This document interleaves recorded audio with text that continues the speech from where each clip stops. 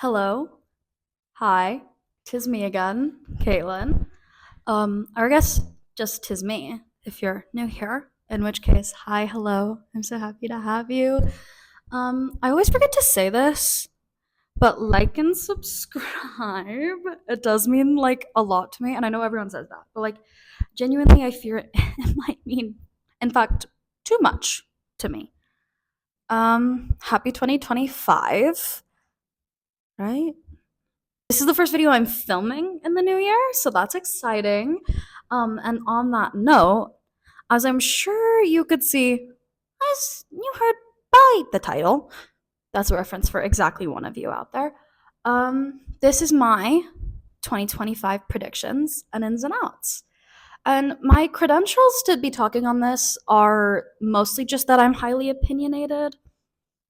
Yeah, and I have a YouTube channel. That's them. There's not really any reason why you should care what I think, but I love to talk and share my opinions. And I think some of them are approaching validity. Like I think that there is some truth to some of the things I say. So, tune in. And I hope they're entertaining as well. So, I don't have much more to say, so I think I am just going to go ahead and get on into it. If you see me looking over here, that's because this is where my laptop is. That's where they have them written down. Are we following? We're following. Beautiful, beautiful, beautiful. You guys are the best. So, I'm going to start off by saying a lot of these are related to pop culture slash fandom things that, like, you might not be into. However, that's a skill issue. Okay, first off, Dan and Phil get a corgi. Yeah. I'm hearing the cheers now! Like, accurate. It's true. That one's barely a prediction. That's just a thing that's going to happen. Although, to be fair, I did see that on someone's like distance slash reach portion of their predictions, and I was like, is my lens distorted as freak? But I think it's gonna happen. And on a similar note, I think that their April Fools this year will be corgi related.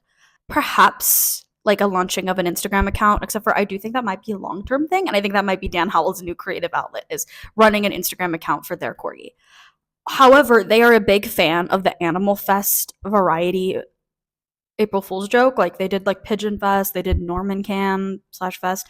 So I think like a corgi, like whatever, or like the name of whatever the corgi is, like Cam or like Fest, is like a very plausible April Fool's option for Dan and Phil. Keeping right on in the Dan and Phil train, Amazing Phil solo project. Obviously, there's like a film-esque thing, like that's like the obvious choice. And I would love to see that as a film girly, but other options could be something more production-y or concept-y, like, Dystopia Daily vibes, but like for Phil. I also like the idea of a book, but like creative vibes, not like you will get through this night. Not that that's not creative, just like I don't see him going that direction. I see him being more of like art house Phil Lester era revival. Or something we could never conceive of. That is actually potentially the most plausible option. On the opposite side, Daniel Howell new look element. We're already kind of seeing this appear with the dullet / fullet / mullet, which is still present. I'm filming this on January 13th, which is the return of the Terrible Influence tour. And he does still have the mullet. I know there's some debate, but I think it's true. But I think the further development of that mullet situation is a potential option here, strong contender. I also like the idea of a new piercing, because we know that's like a comfort zone area for him is piercing, because he has some. And also because I'd like it, because he would look oh my goodness, that's going to be obnoxious. So good with another piercing. I like the idea of a tattoo as well. And I know he said no before, but I wouldn't write off the idea, because he also said no to mullet before, and now he has one. So anything is possible for those who believe. Dan and Phil joint product, but not tour related. I'm not talking a launch of the Terrible Influence store like film. I'm talking like Tabanoff / coffee table book vibe. Maybe another game, potentially with Big Potato, or relatable. But then again, you never know with these two. It could be something like that we could never even conceive of or imagine. So I do sense that potentially coming. And then moving on, mostly from the Dan and Phil stuff, we have potential Dan and Phil crossovers. This is like a transitional one. I like the idea of them doing something with Sophia Nygaard. I'm not sure how that would work. But Sophia's like likes travel content, so maybe she'd do something in Europe, UK area, and stop by. They are fans of one another, so I think that that could pull through. I want it. They have such. They're my perfect millennial energy people. Similarly, Smosh. I am a big. I would love to pull through for Smosh Mouth. Try not to laugh, or a Smosh Games appearance for Dan and Phil. Um, if they do Smosh Games, that'd be a great. Like, what if they come out with a new game, Dan and Phil, and then they play it on Smosh Games with the Smosh Games crew? Big brain, huge. Or if they could play Truth Bombs or something else. Because again, Dan and Phil games, Smosh Games, like gaming channel. Okay, Smosh vibes. Another Smosh crew member becomes basically cast. This is again like similar to the Corgi thing, like probably just going to happen. Barely a prediction, in fact. We can already kind of see it happening with Alex Tron. I'd love to see more of that. Alex Tron Truthers rise up. But you know, everyone there is so talented and great. And I think seeing them on camera more is always fun. Ooh, Angela Giarratana books. She books. She stays booking, but like I'm talking like, please put a Rasha in a Marvel movie. Like I'm talking big Angela Giarratana books. Okay. Ooh, Angela Giarratana hard launch weirdly famous girlfriend. Like too famous. Like everyone's like, how? What? Not like no one's surprised she bagged it because y'all seen Angela Giarratana, but and if you haven't, hi mama, hi girlfriend, it's me. I'm Angela Giarratana's weirdly famous girlfriend now. But like I'm thinking A-lister. I'm thinking A-lister. Hear me out. Return of Harry Styles. Yeah. He needs to come back. We need him. Major, well-known, canceled TV show gets a renewal or is picked up by a different studio. I'm thinking like one of those shows that's like almost as famous for being canceled as it is for like existing, like Anne with an E, Dead Boy Detectives. What other ones? Like there's like Lockwood and Co. I think fell in that. Like I'm not okay with this. The end of the fucking world. The Society. First Kill, Our Flag Means Death. Like something that's like been canceled to much an outrage. Oh, Shadow and Bone. Did I already say that? Like something that's just like, it's canceled. Bringing it back. Bring it back. Potentially by the people who canceled it, but also potentially by a different person. That one I see especially for Dead Boy Detectives because there's like some overlap as to who could potentially own or like bring that back. So save Dead Boy Detectives. But I feel like we're getting that like from something, even if it's not one of my things. Hashtag sad. Hashtag heartbroken. Hashtag why would you do that to me? But something that's happening too. Speaking of, actually not speaking of hashtag sad. Politician death. I have some thoughts and hopes and dreams. Not that I would ever pray on someone's death. That'd be horrible, and I should never start my YouTube career with that. But there are definitely some who that wouldn't be the biggest tragedy. You catch my drift? I don't have a specific one. I just have like a general. I'm thinking a politician or world leader death. Oh, Jojo Siwa does something deeply unexpected, and in parentheses I have good music and straight. Because I think her making good music and or dating a man would both be equally unexpected.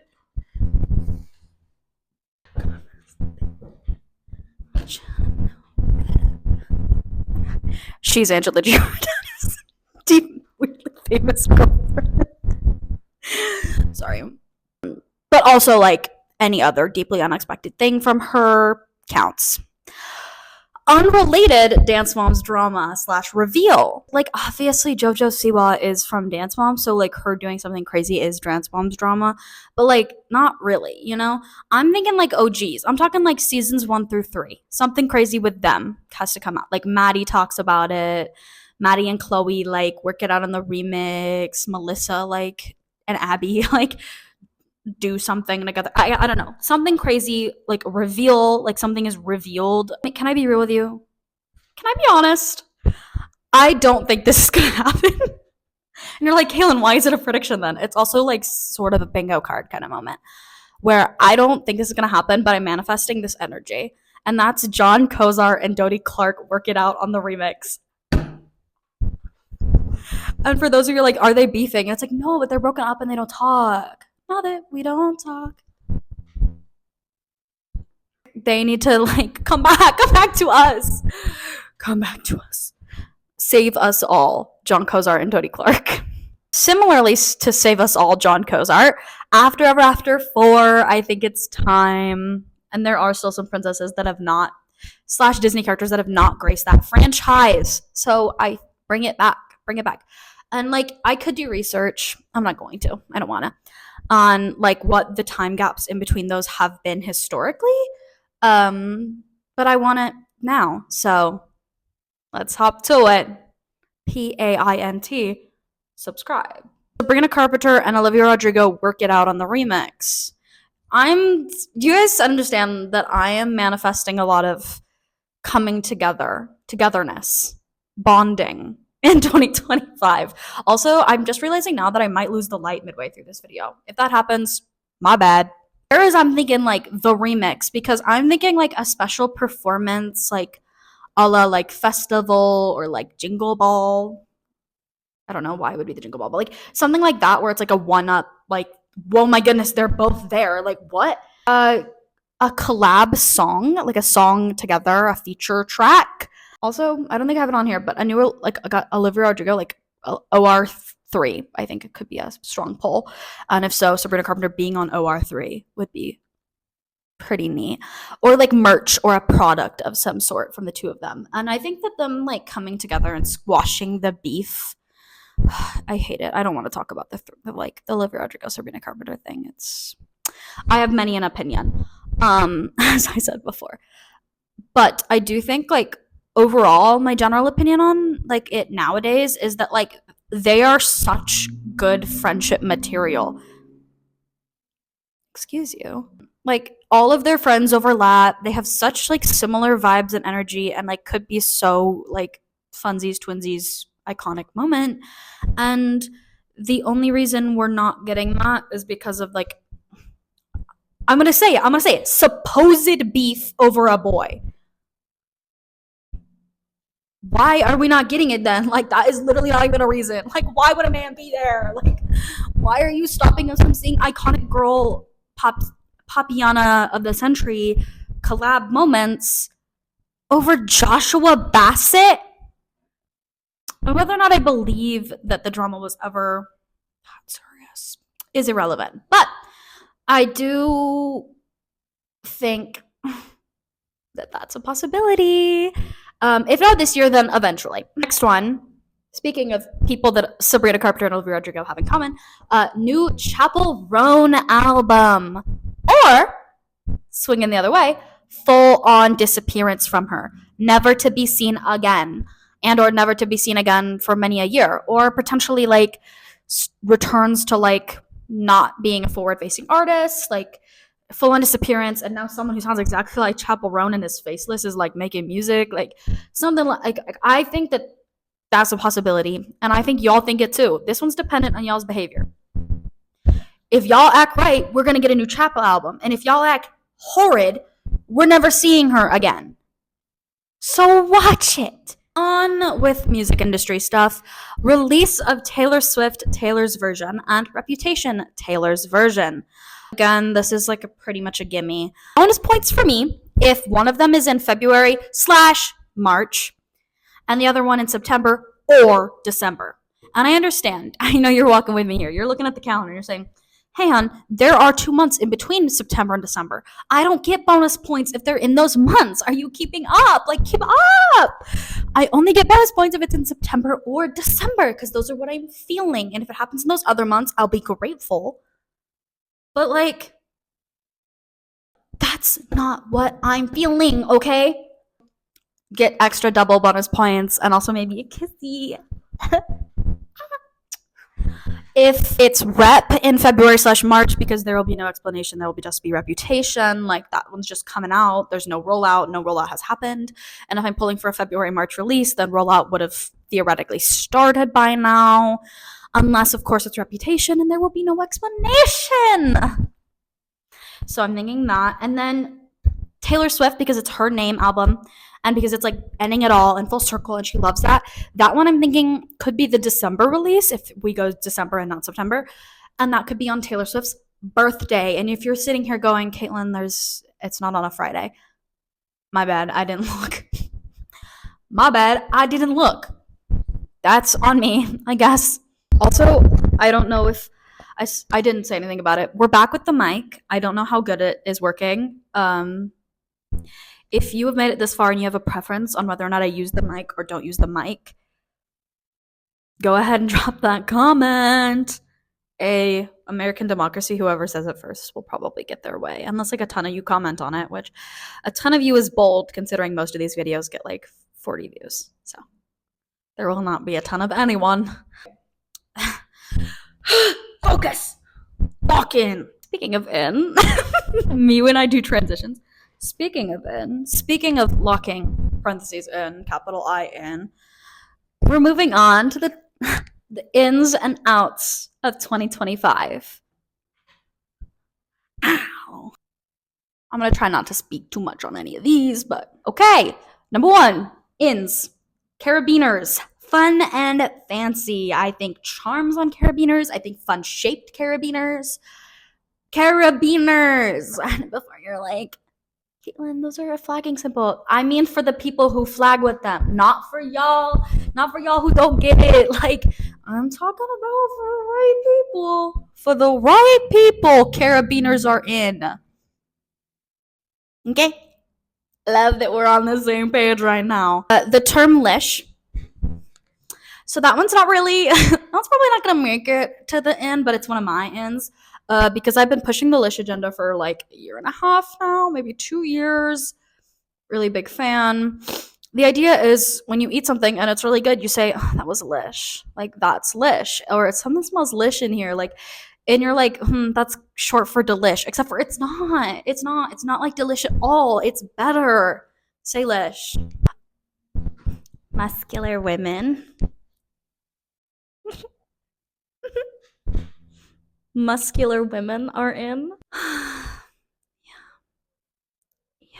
Next up, taking kind of a sharp right turn from muscular women is vulnerability. Not so broad. Like, what are we doing? I don't mean like that. I just mean the term trauma dumping. All like a thing we should work out for. We should not look out for is not necessarily, I think, doing us a lot of favors. I think the use of the term trauma dumping and the normalization of that and the entering of that into like the everyday person's lexicon has made our friendships so terrible and like surface level and restrictive and has like normalized bottling ourselves up. Like, and I hate it. We can still hold space for people's like boundaries without describing like all emotional vulnerability as trauma dumping. Okay. Like, obviously, don't trauma dump, but at the same time, have a bad day or something. You're allowed to tell your friends that. That is what friendship is. Friendship is that like you have someone that you can go to and be like, today was really rough. Can we take a walk together? Or like, can we go out for dinner?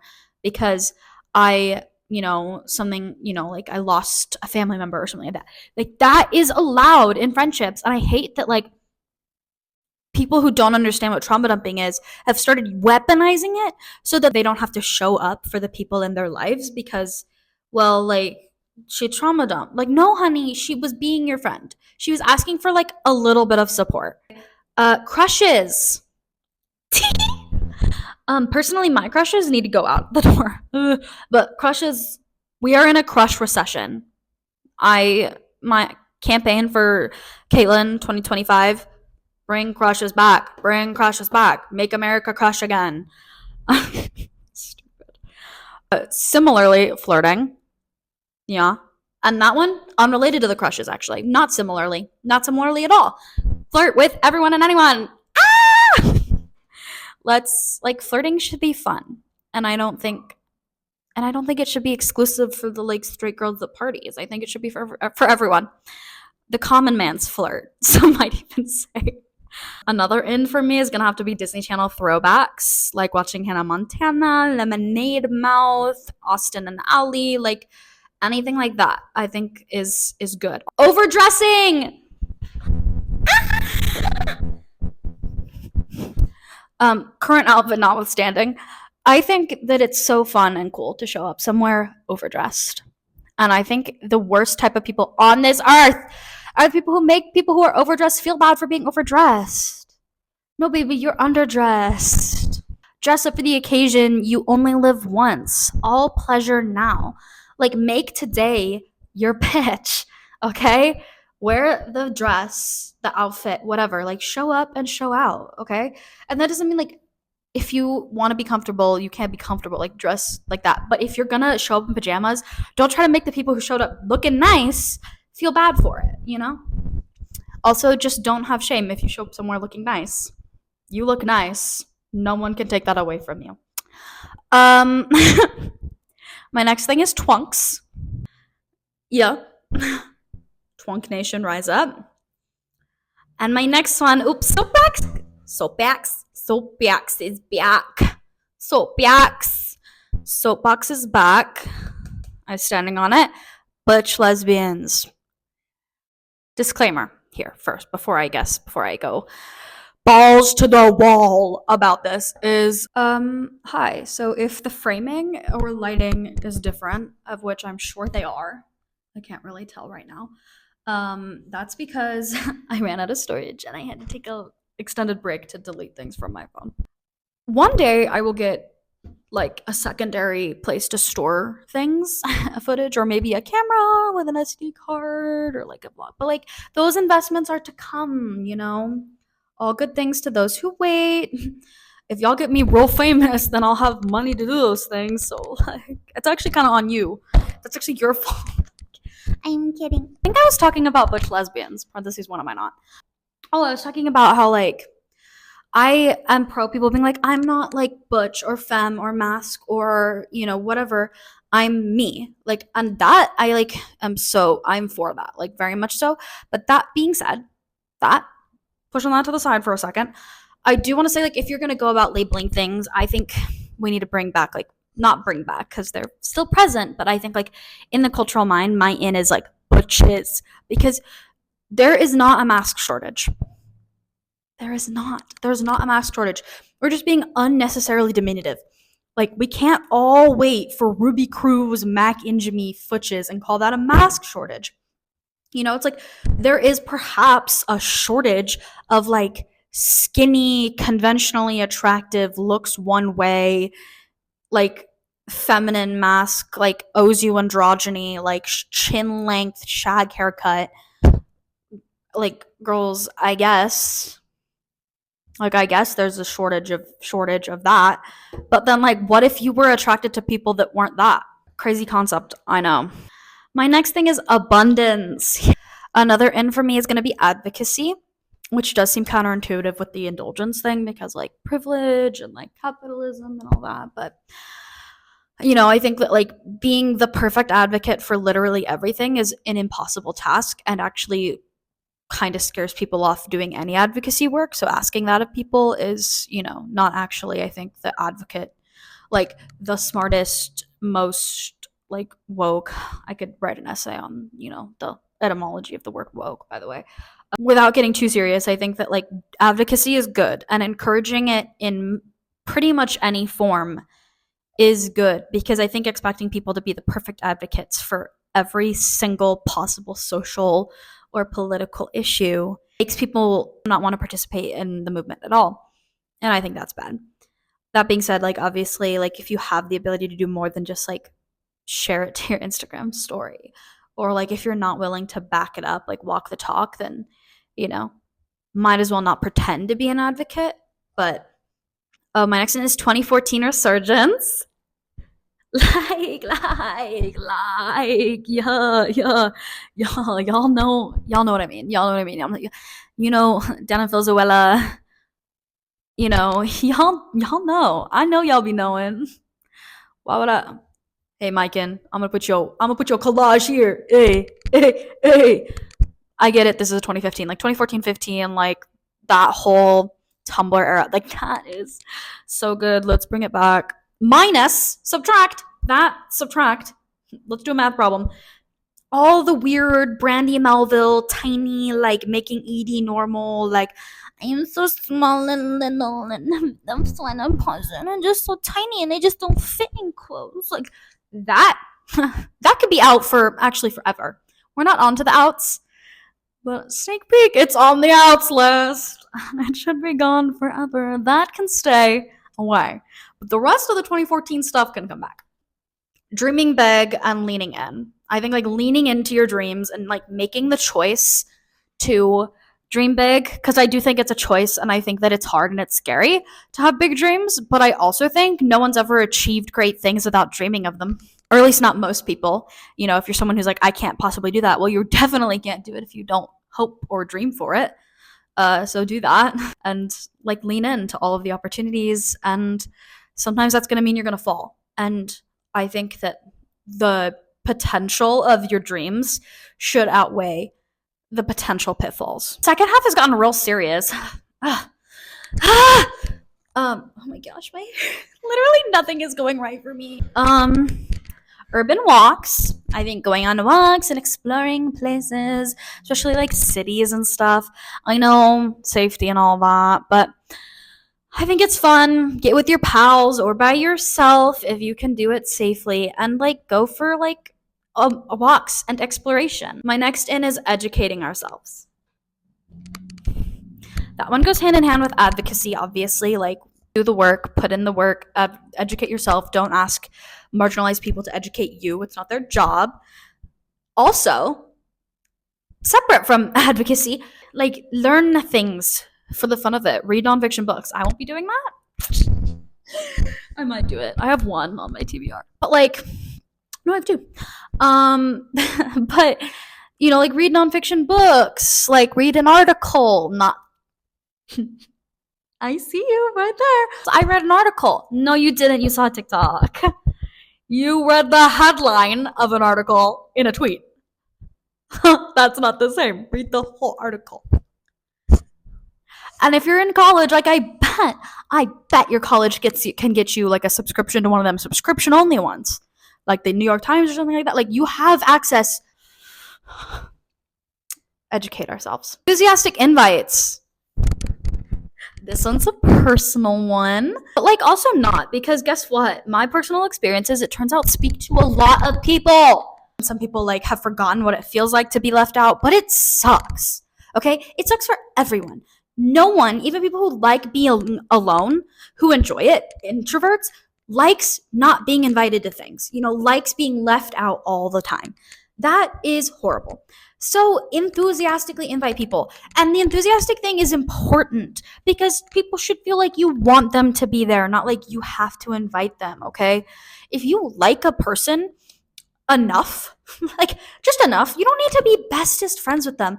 But being like, hey, we're going out after, you know, after rehearsal today, we're going out to dinner. Like, or like before dinner, before rehearsal, or practice, we're gonna go get coffee. Like, you wanna come with?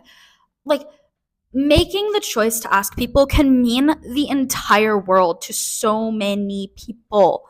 So do it. Most people would really like to be looked at in the eye, you know, or maybe not the eye, but like just genuinely be like, hey, like I would like if you came, or like, do you want to go do this with me? That means a lot to like a lot of people, not just me. Maybe I'm like, hey, yo, a lot of people have been asking. It's not just me. But it's true. It's true. Okay. Enthusiastically invite people. No one likes inviting themselves. That's it. Enthusiastic invites are a big in. They're a win for me. It's a win for me. Similarly, calling people to tell them you love them. I know calls are scary and hard, but if you love someone and you care about them, then it shouldn't be too scary to call them. Or maybe it is, and maybe it's worth it. I don't know. Take that one or leave it. Middle grade novels. They're so good. Like, I feel like they're so underrated. They're so good. Like, half of you got into reading. If you're into reading and have been for like most of your life, you got into reading through a middle grade novel. And the thing is, most of them hold up. Like Percy Jackson holds up. The Ascendants series, like False Prince and stuff, like that holds up. There are so many middle grade novels out there that hold up. Read them. It does. I guess that one's for people that are like my age. College age people, maybe. I do think if you're like 30, first of all, hey, I don't know why you're watching. I love that for you. No hate. Welcome to the fam. Subscribe. I don't know if I'd recommend you read novels where the protagonist is 13. First of all, also a big question for the book community, the publishing and the writers of the world. Why are the 13-year-olds saving the world?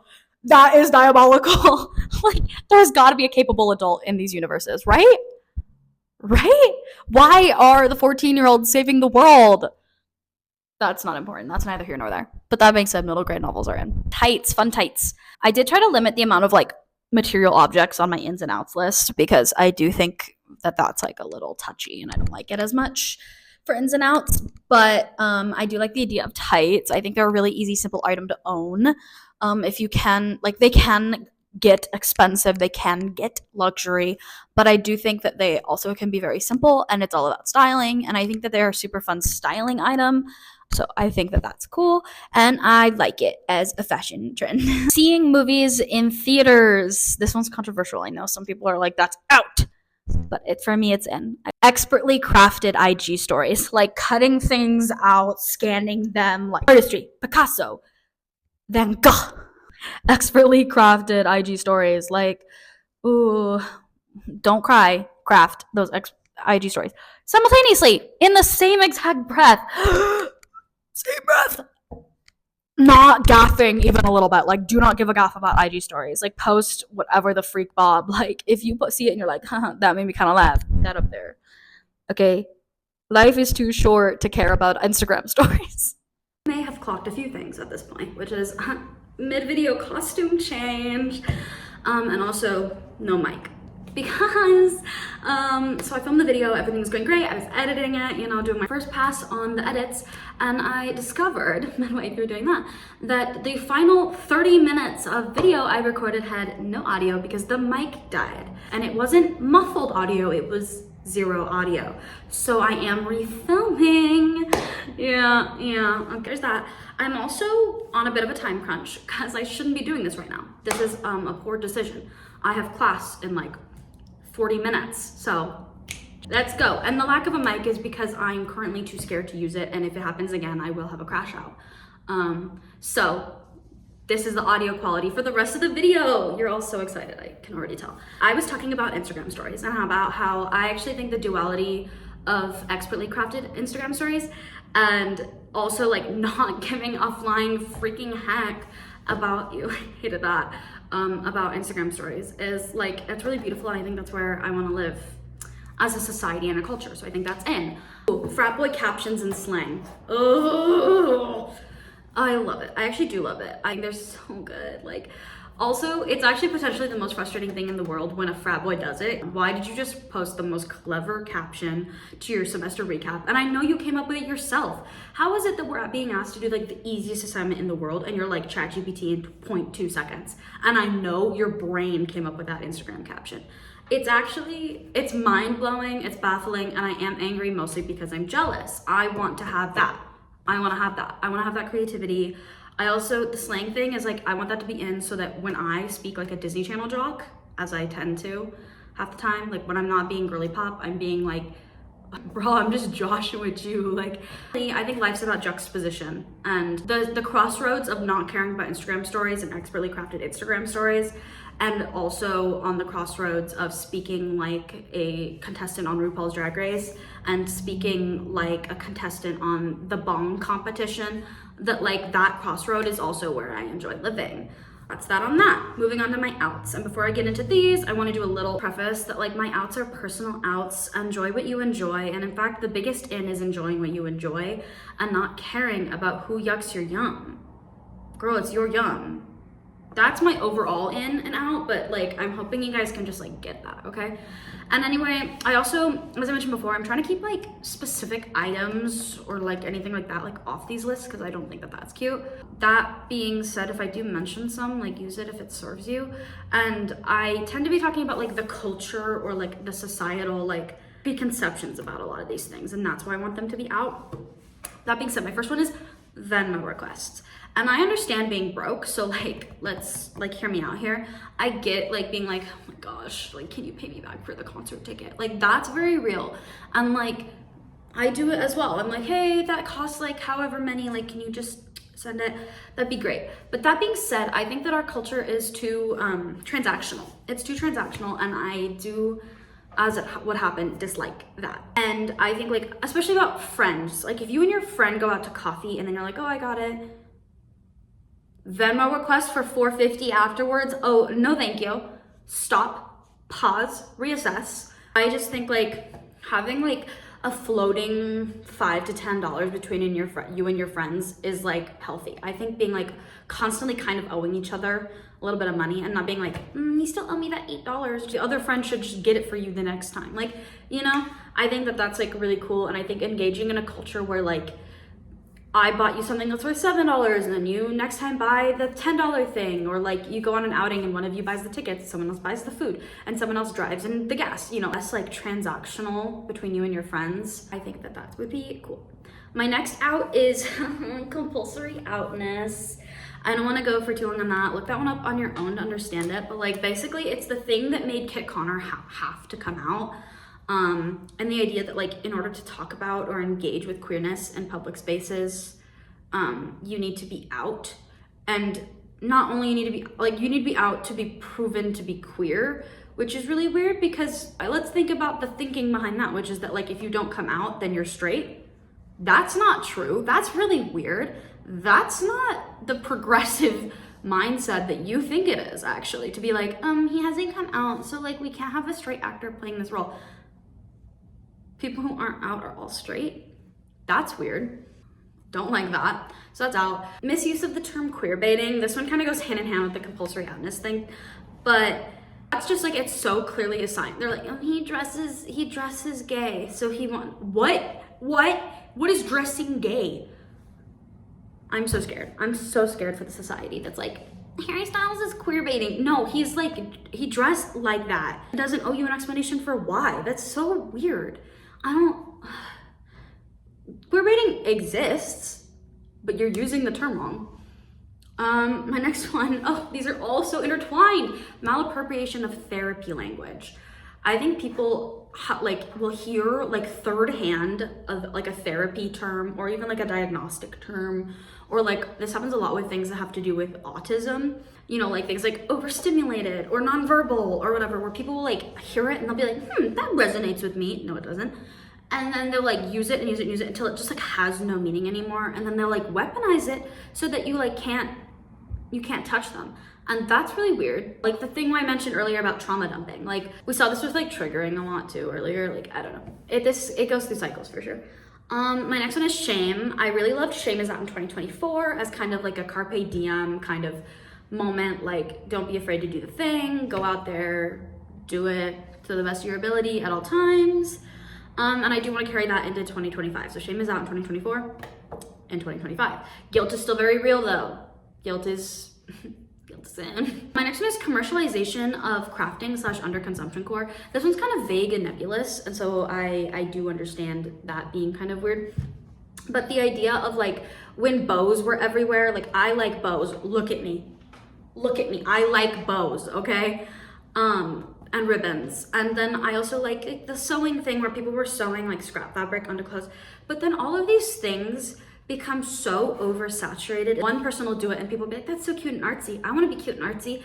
And they don't understand that there's like a lifestyle behind doing things like that. And so then they're like, I bought a bunch of scrap fabric and held a sewing night. And it's like, that's not what scrap fabric is. And also like not how that was supposed to work. Like that was supposed to be about under consuming or like using old things. And then it's everywhere, and then the brands are replicating it, and then it's tacky immediately. I don't like that. That's out.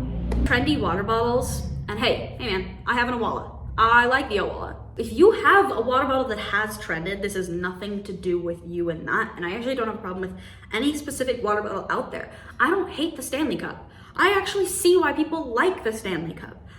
That being said, this weird cycle of like always having a trending water bottle and like buying 40 of a reusable water bottle in different colors and then putting them on the shelf a year and a half later when a new one comes into like, that is so bizarre. Like that's the exact opposite of the point of a reusable water bottle. And I don't like that.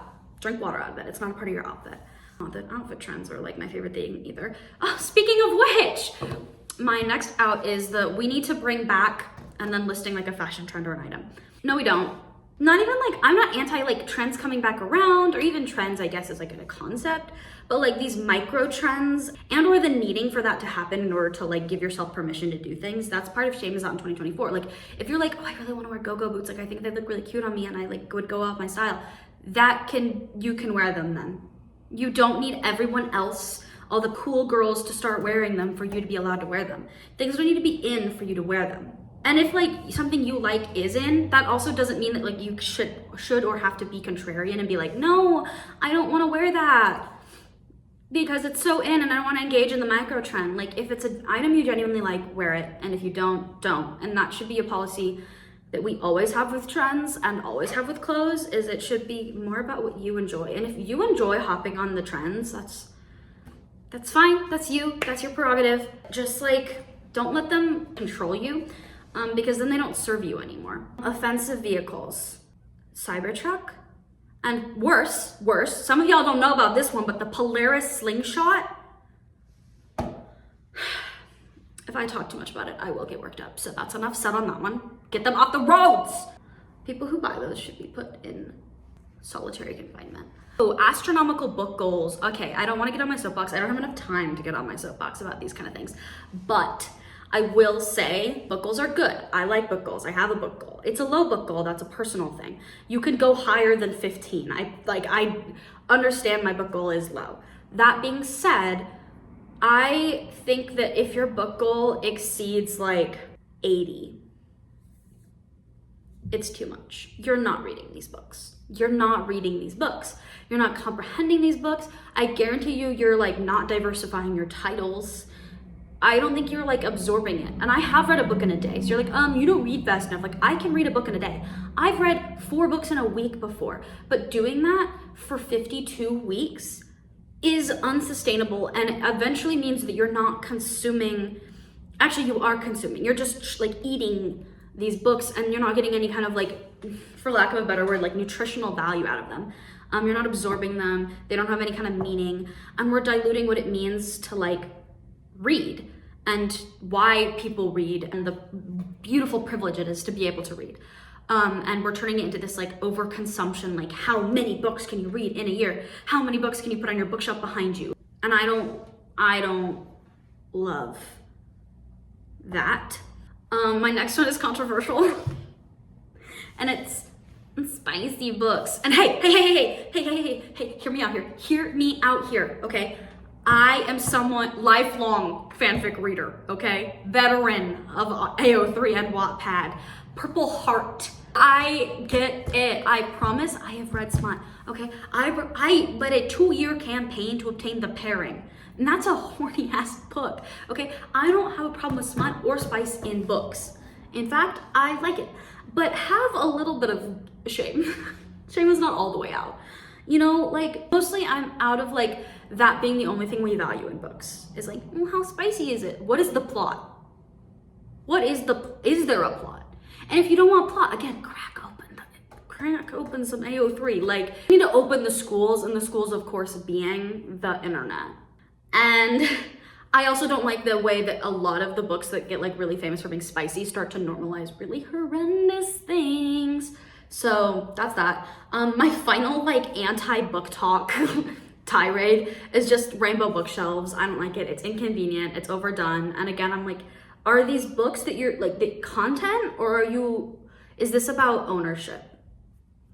Because it's starting to feel a little bit about ownership. Like how many books you can own and how pretty they can look on your shelf. And that's not what books or reading should be about. Again, that's for me. If that seems like I'm being elitist, then take a grain of salt and, you know, shoot it back, chase this video with something that's like top 100 spicy books I read this year. I don't care actually what you do. Oh, I do think we should stop that I'm just so tiny and small culture. I don't like that. I don't like that even a little bit. I mentioned it earlier and I do continue to mean it, and I understand you're looking at my body and being like, well, of course you don't like that, but like I don't think it serves anyone. I don't think it serves the people who say it. Like I don't think like they realize that like you're hurting yourself by saying that. Cut it out. It's not against being small. Like you can be small, but you should also have a personality. Okay, I'm making enemies as we speak. While we're at it, and I think this contributed to that culture kind of coming back, is the second I heard the term big back, I was like, oh no. That is not what we're gonna do. Because it is always a girl with a small back. It is always a girl with a small back saying big back. Ugh, I could break you over my knee, and I probably will. Okay, next time I see someone who says big back, it's like you're getting a punch to the face. And in fact, you ordered it. Your big back ordered a knuckle sandwich. Like, ugh, I hate it. I don't care if you say it about me, whatever, I don't care. I think we shouldn't say it about anyone. I don't like it as a term. Cut it out in 2025. The next one is doom scrolling. That one's all been said before. I'm guilty of it. That one's just like a goal, maybe. My next one is, ooh, I'm gonna get flamed for this one. I won't even look y'all in the eye. LaCroix. No, I'm gonna say it with my full chest. Shame is out. LaCroix. I don't care if you like LaCroix, as with many of the things on this list. I don't like, maybe I'm gonna say stuff that doesn't exist. LaCroix culture. If it serves you, it serves you, I guess. But I just, generally speaking, don't like carbonation. So I want the only beverage option at places to stop being sparkling water. That one's self-serving as freak. People are gonna agree with me on this one, hopefully. Extremely expensive concert tickets, that's out. You can do what you want with your money. I don't think any of you have ever given the impression that you want financial advice from me, but I do think, that brands and like artists and stuff should stop demanding like $700 for like lower bowl. $700 lower bowl punk? That's not punk. That's stupid. Okay, this next one, again, will try not to soapbox about too much, but caring about celebrity opinions. Why? Why do we care?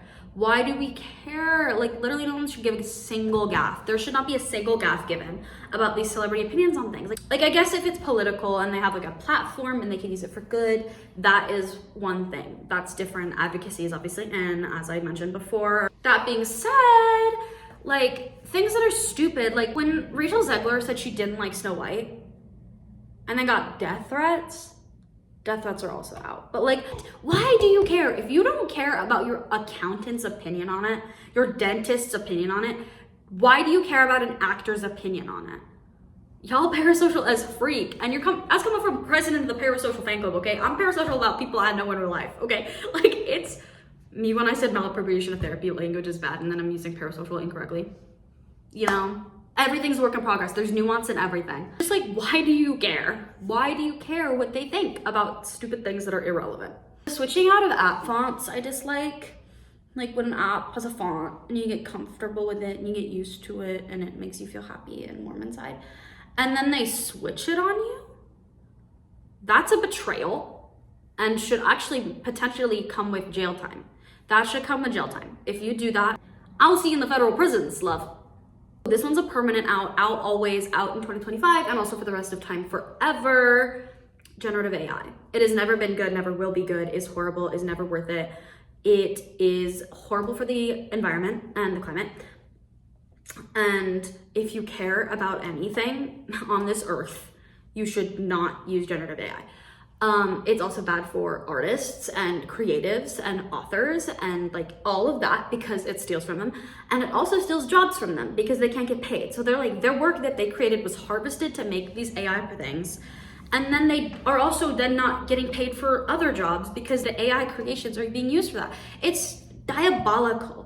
And generative AI is just like, you don't need it. It's making you actively stupider. And that leads us into my next thing, which is choosing stupidity. I hate it. You can do so many things. People are so incredibly amazing and beautiful and powerful. And I love that about humanity. And instead of doing that and caring about that, you're like opening up ChatGPT in a new tab and being like, what should my goals for 2025 be? Oh, I do think I'm better than you. Why do you need ChatGPT to tell you what your dreams are? Being stupid's fun and yeah, I like it. But weaponizing it in these weird like ways where you're like, I just don't know. How do you know that? And it's like something you learn in the 3rd grade. Or like choosing to use ChatGPT when it's actually easier to not. We don't need to all be geniuses. It's just that like the choosing to be ignorant, I'm over it. Another thing I'm over is being too cool for fun. That's out. Have a little fun, have a little joy, have a little whimsy. You only live once and it is too short. If you think it would be fun, go do it. I think we don't live long enough to not have fun when it's an option. This one I think is kind of controversial and also contrary to like every single other thing I've said in this video, because generally most of these things have been like anti-capitalist, anti-consumption. I don't know why that's like the hill I'm dying on this year as like a person currently dressed like this. Like clearly I consume. That being said, having under 9 Instagram posts, it's sociopathic. Like, don't piss me off. Like, I hate it. I hate it. Have some whimsy. Post something. Like, I know you're taking photos. There's no way you've taken 9 photos in your life. Shut up. Shut up. It's diabolical and it's scary. Like, if I'm like, oh, what's your Instagram? And I go in there and it's 9 posts. And you're not in any of the photo, like, or like they're all group photos and you have one Instagram highlight and it's someone else's dog. And you can always tell it's someone else's dog too. Like you can always tell this isn't their dog. You're like, how am I supposed to believe you're a real person?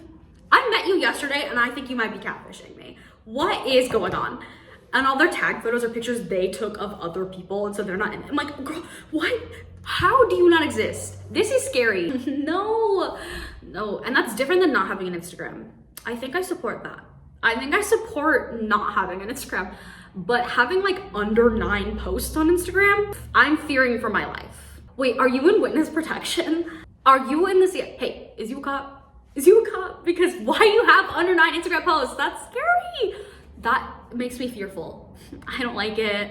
It makes me angry, scared, stressed, sad. I'm like looking into the abyss. I go to your Instagram page and there's a chunk of just black at the bottom because you have 3 posts. That's the abyss. I'm seeing death approach as I look at your Instagram feed.